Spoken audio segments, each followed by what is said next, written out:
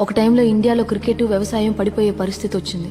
అప్పుడు క్రికెట్ ని కాపాడడానికి గంగూలీ వచ్చాడు. గంగూలీ తర్వాత ధోని వచ్చాడు. ధోని తర్వాత కోహ్లీ వచ్చాడు. ఇప్పుడు కృష్ణమూర్తి కూతురు కౌశల్య కూడా వచ్చింది.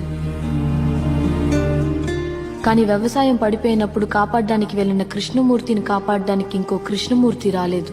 పడిపోతున్న కృష్ణమూర్తిని ఆ వ్యవసాయం కూడా కాపాడలేదు. వ్యవసాయంలో రైతు ఓటమి అతను ఒక్కడికే అవమానం కాదు, మొత్తం దేశానికే అవమానం.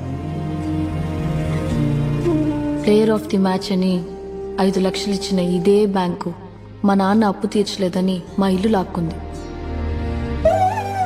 తన కూతురాడే మ్యాచ్ని ఇవాళ మా నాన్న వీధిలో కూర్చొని చూస్తున్నాడు. సార్, మా నాన్న మీకు ఎంత అప్పున్నాడు నాకు తెలియదు. ఈ డబ్బు తీసుకుని మా నాన్నకి ఇల్లు ఇచ్చేయండి సార్.